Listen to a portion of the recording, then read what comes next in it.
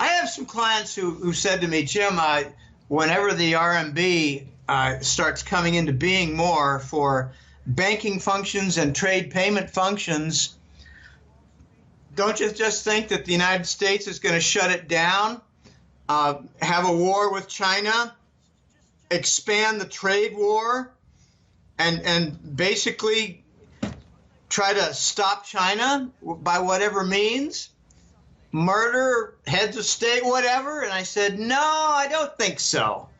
Not this time. China's not Brazil. China's not Ukraine. China's not Syria. China's not Yemen. China's much bigger, and China's much wealthier, and China has industry, and China has a lot of friends. So what you're going to see, I've been saying this now for about, I would guess, 8 to 10 months. What you're going to see is the United States admitting we cannot stop the RMB usage in trade payment, usage in investment, and usage in banking function, like bank reserves. Okay? We can't stop it. So we're not going to. So we're going to thumb our nose at the RMB universe. We're going to say, have at it. Go for it. Have a good time. See where it goes.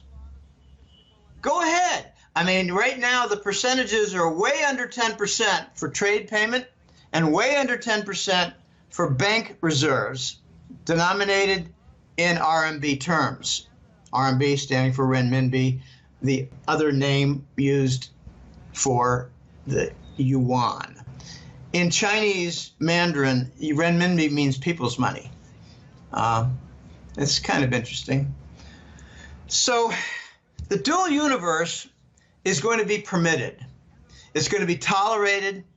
It's not going to be, what's the word? Tortured. It's not going to be criminally obstructed. The U.S. is just going to say, go ahead, China, see how far you get. Go ahead, China, see how many different commercial partners you can line up.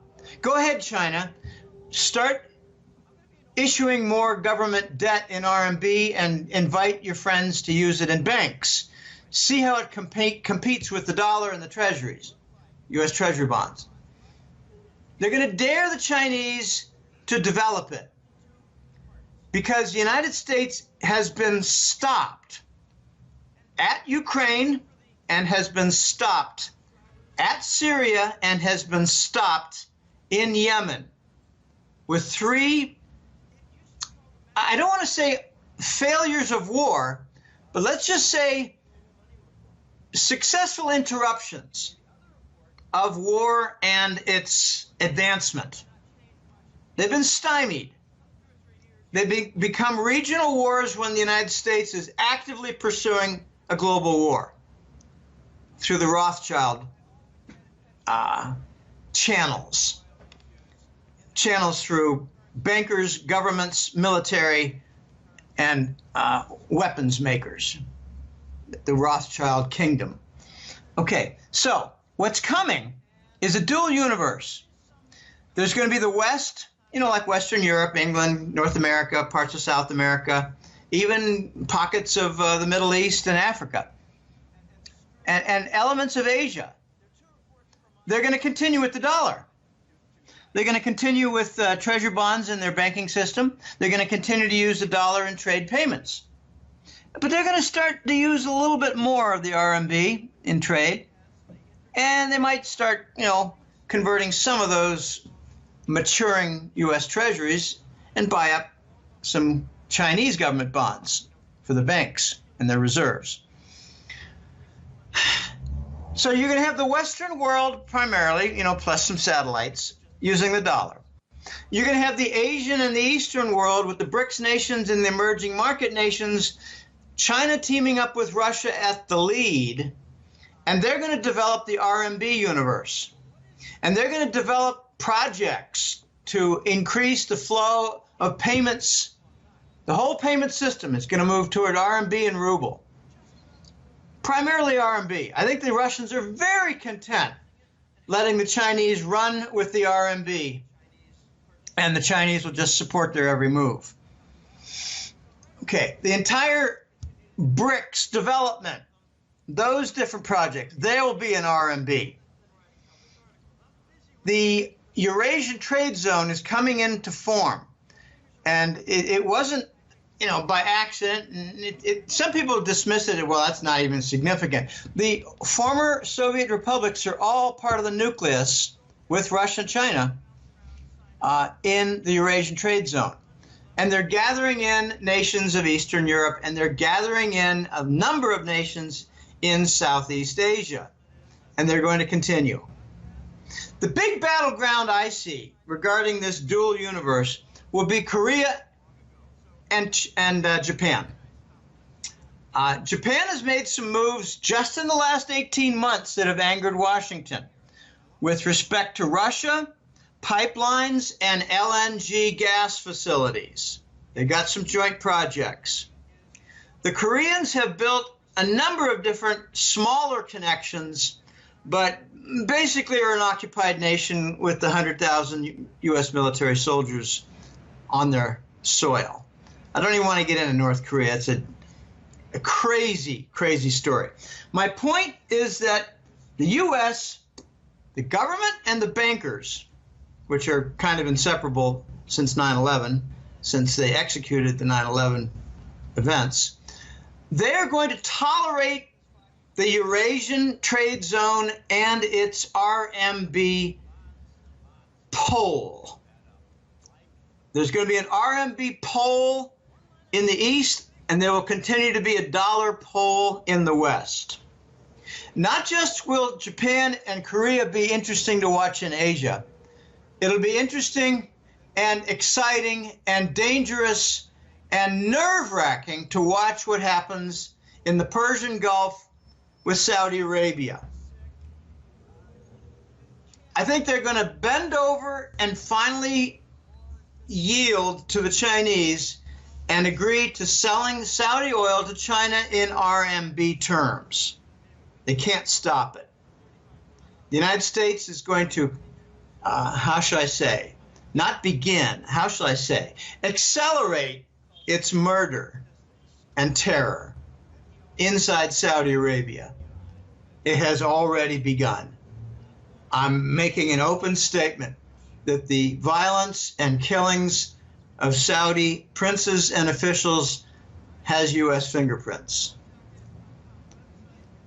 It's very, very messy what's going on in Saudi Arabia right now, and it has to sort out some. Now, if you can expand a little bit on that, because there were a couple of viewers wanting to know your perspective on the Saudi Arabia saga, as one person put it, and, you know, the arrest of princes and so on. What's happening right now with the Saudi house? Complete chaos. Widespread opposition to the crown prince. Okay, you got to get some of these players cleaned up in your mind. Mohammed bin Salman is the son of King Salman, who's 81 and senile. Yet, this king changed the status of his son, Mohammed, to become the crown prince. Okay, the other elder prince is angry and was the favorite from the Langley group. It's extremely complicated because the Langley group wanted the oldest son in line because that son was less in favor of regional terrorism. So imagine Langley wanting somebody who was less in favor of terrorism. That's not logical and goes completely against all past history in recent years. Okay, so Mohammed bin Salman has a new nickname. It's MBS. So we had the mortgage-backed securities creating havoc 10 years ago. Now we have a new MBS creating havoc in Saudi Arabia because he's done a purge and a confiscation of wealth for all the pro-West, pro-dollar advocates. And now a helicopter has been downed with 10 elites, Saudi royals and officers, officials. And I'm trying to sort out exactly what's going on, and I don't think I'll ever know exactly what's going on. I'll just have better glimpses from time to time. But it looks like the downed helicopter were the pro-American, the pro-dollar. And the confiscated bank accounts were the pro-dollar. And this is not simple, Elijah. We really need soon to be developed a program guide for watching an Arabic tragedy play. The Saudis have no friends, except from UAE, their partners in the Yemen war. The Saudis have no friends. It's evident with their spat with Qatar about 6 months ago. And Saudi did not prevail in that. Even though the American military, U.S. military, has locations, CENTCOM location inside Qatar. The Saudis have been spreading fundamentalist type violence in Egypt, and they hate the Saudis. The Saudis have no friends except their neighbor in the UAE, and one very smart contact of mine said, don't be surprised if you see soon some missiles coming from Yemen crashing into both Saudi Arabian urban centers and Abu Dhabi. That's the chief city-state in the United Arab Emirates, UAE. UAE is where the princes live and where they keep their money.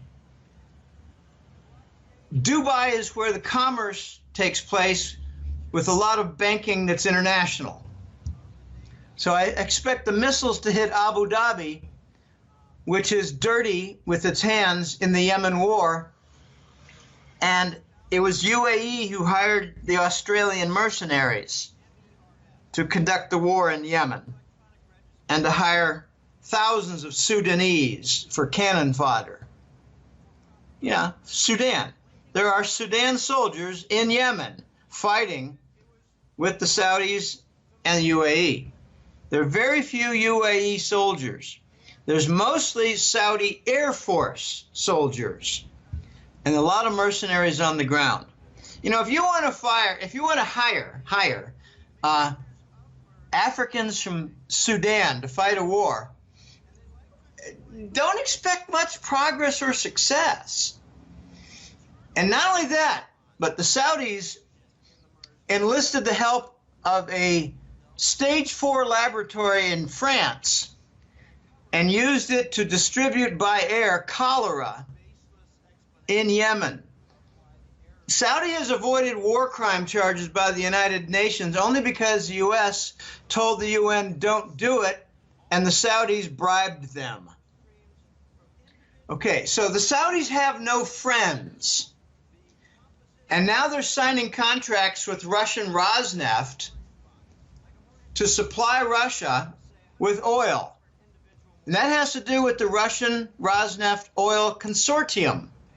They're trying to create an international oil pool for sale outside the dollar and for mixture function handled by Rosneft. The Saudis don't need mixture of oil.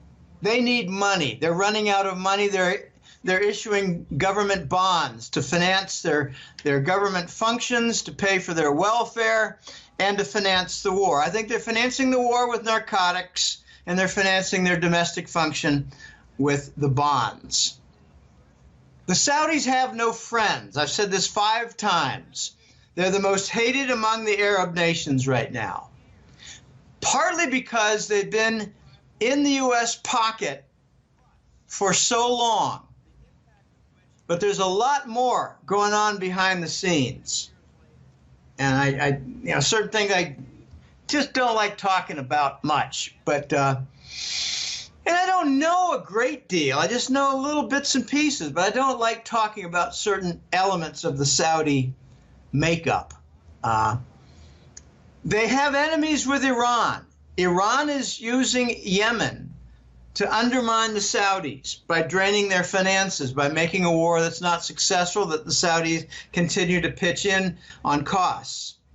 Iran has, I believe, soldiers on the ground in Yemen. I think they've also got some mercenaries. This is going to get very weird and very ugly very fast because the Saudis have some connections with the Lebanese government. The Saudis don't want continuation of King Assad in Syria. So they fund ISIS to unseat King Assad, President Assad, whatever you want, dictator Assad, I don't care. The U.S. has dictators too. We just call them presidents. Okay, what's coming next is a more widely recognized failure of Aramco, their giant Saudi petrochemical industry, and a wider recognition that the Saudi oil reserves are largely depleted. You actually see bullshit in the press in the West saying Saudi still commands 250 billion barrels of oil. If it's a tenth of that, it would be amazing. You don't produce for 50, 60 consecutive years, leading the world in output without having some depletion. And their discoveries are small. Of course they've got new discoveries. Got a number of them, but they're not very big. They don't offset 50 years of gigantic production. That's why they invaded Yemen, to steal their oil reserves and gas reserves. It's the dirtiest secret in the entire Middle East right now, stealing Yemen energy reserves with the help of the U.S. military. And Iran stepped in and said, no, stop that. We're not going to let that be easily done. Because if Saudi overruns Yemen, they can overrun African nations. They can overrun anybody. They can do anything they want with the U.S. military help. So Russia stops U.S. military, Iran stops the Saudi mercenaries. Okay, the other big event coming is the Saudis are going to agree for selling China oil and taking RMB in payments. And I think when that happens, you're going to see an acceleration of Langley-sponsored violence inside Saudi Arabia with assassinations and bombings of royals all over the place. There have been 2 Saudi royals killed in just the last week, and I think we're going to see dozens after they agreed to accept RMB in oil sales, because the U.S. has told them, do not accept non-dollar payment or there will be consequences. You know, it's kind of funny, really, because the Saudis must be wondering at this point, what do we have to lose except our throne? Because the U.S. and the London boys stole all our gold in the Swiss banks. The entire UBS and Credit Suisse criminal charges laid by the U.S., which, by the way, has no jurisdiction in Swiss banks, all those criminal charges were to work out a deal with the Swiss banks and their government for control of the bullion banks that the Arab world used for storing their gold. And the Swiss and the Americans divvied up the stolen gold. The Saudis managed to move some of it into Deutsche Bank, which is really another great irony because it's a huge Western bastion of banking criminality and derivative exposure. But it's apparently safe there. And now the Saudis are probably wondering how much longer do we have before our palace is overrun. I've been calling for a palace coup for a year. I've been told by even some rather respected contacts of mine that it just can't happen. You've got the Saudi military, you've got their National Guard, and you've got their clerics. And the Saudi royals have control of all three of them. And I said, well, they have control until they don't. And now we're starting to see the players get knocked off. The leader of the Saudi National Guard was a fellow named Prince Miteb bin Abdullah. Miteb bin Abdullah. He's dead. Okay? And they're just falling one by one. Now, you take out the leader of the National Guard, you took out one of the three important linchpins for holding together the Saudi royalty and the throne. I think you're going to get a battle between the oldest son, the oldest brother of Mohammed bin Salman, the Crown Prince, MBS, a battle between MBS and his older brother, and a battle joined by other half-brothers. You should see the family tree. It's ridiculous. It's not vertical. It's horizontal. It's ridiculous. These guys have 20, 30 half-brothers. They all want a piece of the throne. Some of them have been locked out for 20 years. I mean locked out of oil revenue flow. I mean like billion-dollar monthly allowances. I'm talking about the top royals, not the lower-level royals. Lower-level royals have 10 million a month, not billions. Okay, so the nation has been fleeced. A lot of princes and royals are angry and ready for vengeance. Some important people are being knocked off. The Aramco oil deal is going absolutely nowhere, and Trump showed some extreme ignorance in the last week, saying, I insist that Aramco be listed in New York. Well, look, you idiot. You helped sponsor the congressional law for blaming Saudi for 9/11, confiscating and freezing their assets and permitting lawsuits to drain those assets. I don't think Saudi wants to list in New York after that. Oh my gosh, what stupidity American leaders have. I don't even think there's going to be an IPO, because an initial stock offering for Aramco would require a good deal more disclosure, analysis, and comparative valuation. And so far, all that effort has revealed that the reserves are much lower than they state, and the value is 4 to 5 times less than the $2 trillion that they claim. So I think Saudi's cooked, and I enjoy watching them go down. They're not a good nation. They've never been honorable. They've done some good things, but nothing compared to effective leaders like in Oman, Qatar, and Libya for their people. The Saudis have basically stolen their national wealth, bought properties all over the world, invested in New York banks, London banks, and left their nation critically poor. So now it's time for them to go, and the only question is whether they go with or without their heads attached. I think we're going to see some palace coup coming up. I think you're going to hear MBS, the Crown Prince, leaves the country and cannot come back. Because whenever he leaves the country next, he's going to have trouble holding on to power, because a bit of his entourage will have to go with him. Suppose he makes a trip and goes to China, or goes to Russia, or goes to, let's just even say maybe even long shot, Lebanon. I don't think he'll come back. It's going to be interesting. There's plenty of precedent for that happen. They call it, government in exile. They never made it back home. Plenty of precedents. Okay, well, any remaining questions? Yes, there's one from Donovan Miller, and it has to do with the U.S. dollar.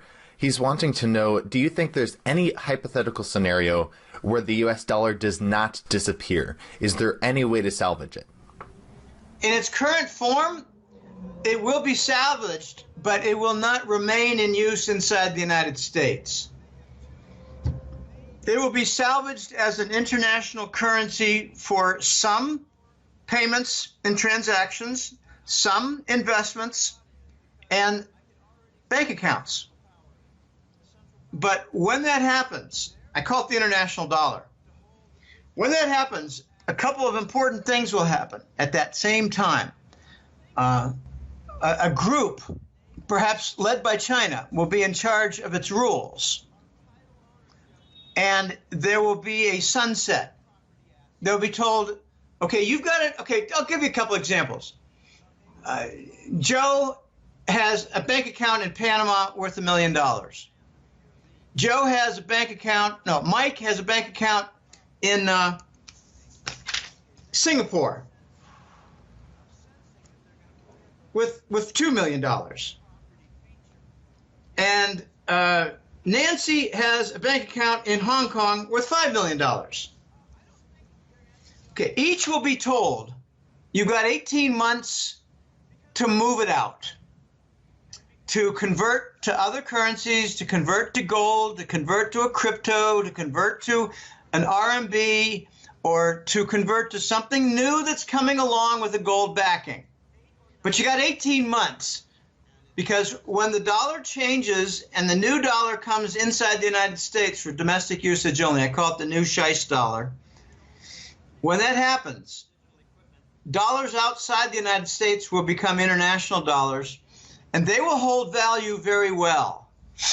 It's the internal dollar, the new dollar, that'll be devalued because it'll be subjected to the fundamentals of the U.S., which include over $500 billion in trade deficit and about $1 trillion a year in federal deficit.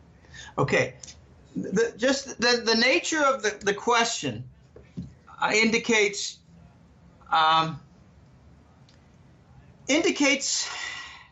to me a lack of understanding of something.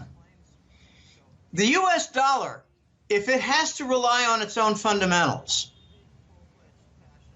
is dead. It's third world. I love giving this one example. Just focus on the trade deficit. Trump's actually talking about a new asset-backed dollar right now, and he's speaking straight out of his ass, because he's not talking about reindustrializing the nation, nor is he addressing the deficits. But the trade deficit was $550 billion last year, and I think it's bigger this year. Let's just call it $500 billion. That's 13,000 tons of gold at current prices.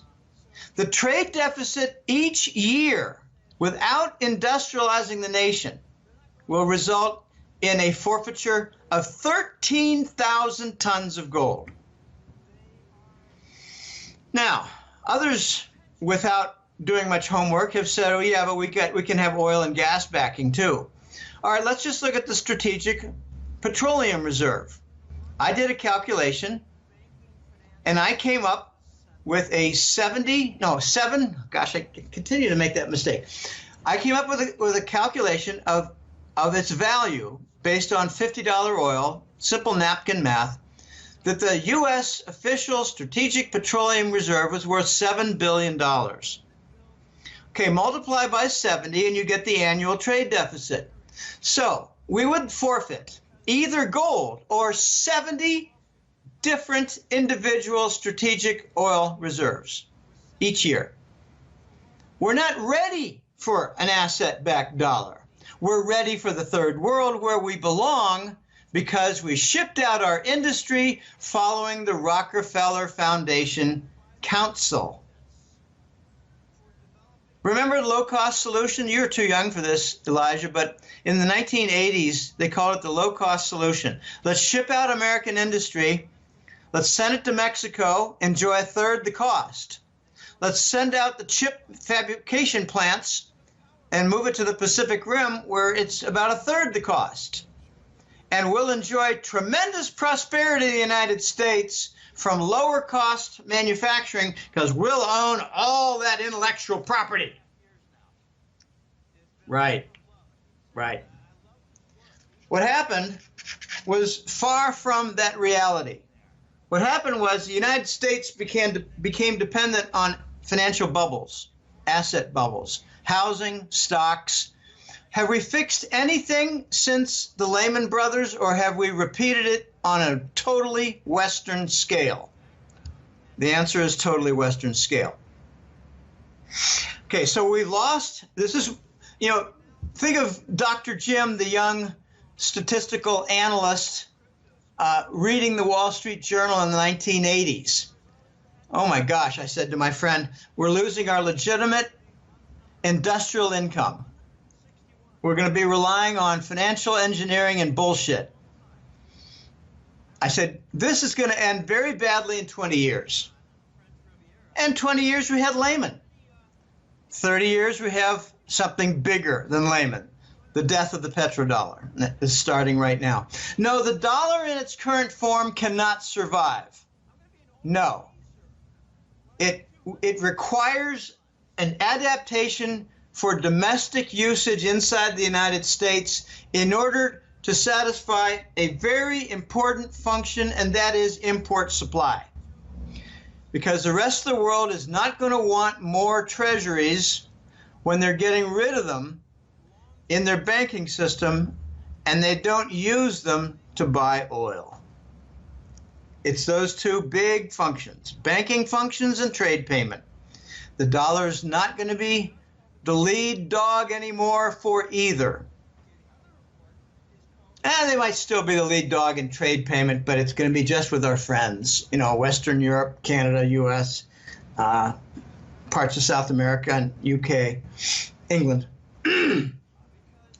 I think it's going to be an exciting time with the fall of Saudi and their kingdom, with the rise of the dual universe, because it will force the United States to launch its own currency, which China demands and requires. 2 years ago, the Chinese said, you need a new dollar, you need to devalue it 50%. That'll bring back industry for investment, but it'll also bring back in line the true value of your currency given your wretched fundamentals, the deficits. And the United States replied, oh yeah? Well, we think we're going to invade Ukraine. We're going to screw up the world balance. We think we're going to invade Syria. We're going to screw up that balance too. We're going to just destabilize everything. How do you like that, China? This is what the United States is all about: destabilizing, stealing, defrauding, and killing civilians in war crimes. So it's moving toward a new level where the United States is going to have some challenges to bring in imports. And notice a big jump in port traffic. I asked The Voice, I asked my team, colleagues, why do you suppose there's a jump in port traffic into the United States? And The Voice said, because there's a lot of concern over the bankruptcy of both shippers and the bankruptcy of companies that are doing import business with the United States. In other words, discontinued import supply with trouble on the shipping side. Okay, so yeah, the dollar will survive, but not inside the U.S. It's going to become an international currency. And I'm looking forward to that, because it means the people, the group, the board making the rules for the international dollar will change, and they will no longer be Washington. Washington is making rules for the whole world right now and charging crimes like against the Swiss banks. My gosh, it was really quite funny what they did at UBS and Credit Suisse. Isn't that what happened? The same thing with French banks? Isn't the same thing that happened with German banks? Isn't that the same thing that happened with British banks? Isn't that the same thing that happened with Saudi banks? Isn't that the same thing that happened with Taiwanese banks? No, you don't understand. It's the Swiss banks that the Saudis had their gold stored in. Okay, the gullibility of Americans when they read the nonsensical press it's really funny. It's funny where we put into practice the principles of Goebbels, and we just keep lying. We repeat the lies. And Goebbels said, if just keep the lies coming and keep repeating them, and public will believe them. He also said, make sure they're big lies. So keep repeating them and make them big lies, and public will accept them. The U.S. public is very unimpressive. I like the fringe. I like that 10% that has a brain and uses it and listens to shows like this and signs up for newsletters like the Hat-Trick Letter. I admire these people. These people, they endure difficulties in their own families and group of friends. And I admire them. They're the brave souls. They're the patriots. It's not the people who read the New York Times and criticize their neighbors for thinking there's something wrong with American politics and finance. Oh, boy. All right. Well, look, I got to get going here. It's great being on, Elijah. We covered a lot of ground. Definitely. Well, Jim Willie, thank you so much for joining us today. I guess before we let you go, did you want to share with the viewers any last thoughts you had and where people can find you online? I don't have any last thoughts. I rambled quite a bit. The newsletter has been 13 and a half years now. It's a labor of love, but it's also a labor with not a great deal of satisfaction with respect to the gold price. But I urge people, just hang on. Gold and silver are going to be just about the only surviving assets when the dollar goes down. I mean the petrodollar. I don't mean the international dollar. I don't mean the actual Forex unit. When the dollar system fails, gold and silver are going to be standing and thriving. But anyway, and we're just months away from more successes and some pretty solid encouragement, I believe. But www.goldenjackass.com is the website. 13 and a half years. This month is month number 164. I look on my calendar. As I flip a calendar, I put the next number on it. That way I don't make mistakes. Don't have to verify. But there are two reports that are central to the newsletter. It's the Global Money War Report and the Golden Currency Report. They're a little bit different. They overlap sometimes in topics and themes. Hard not to. Things are quite interwoven. But the Global Money War Report is basically about sustaining the king dollar and defending it and all the various bank frauds and derivative machinations to keep things going. The Gold and Currency Report is more about the emerging Eurasian trade zone, China, petroleum, Russia, actual gold and silver demand, gold and silver deficits, demand per nation, different rules from the different countries regarding ownership of gold and silver, and just the whole development of the Eurasian trade zone and the rising gold structures to oppose the dollar. It's fun. It's interesting. I do miss my statistical analysis, and I've been doing something. This is a very quick aside to close out. I've been doing something for the last 3 years that just keeps me entertained and sharp. I have a collection of solved math problems. I just take on a new math problem once in a while. I put my head to the stone and solve it, and sometimes I get a little help. Most of the time I don't. So I keep sharp with my math just as a hobby. I read my math and statistics books during downtime. I mean, imagine trying to relax reading Greek, huh? But that's what I do, and I'm still sharp with my statistics and my math. And right now I have to be sharp with forensic criminal analysis, which is basically the core of the Hat-Trick Letter. How is this going to evolve? I don't know exactly. I've got a rough idea, a rough framework of how this is going to play out and how it's going to look in the next few years. And I do not believe we're going to see any wider war Do not believe it at all. So, just ignore all the scare merchants.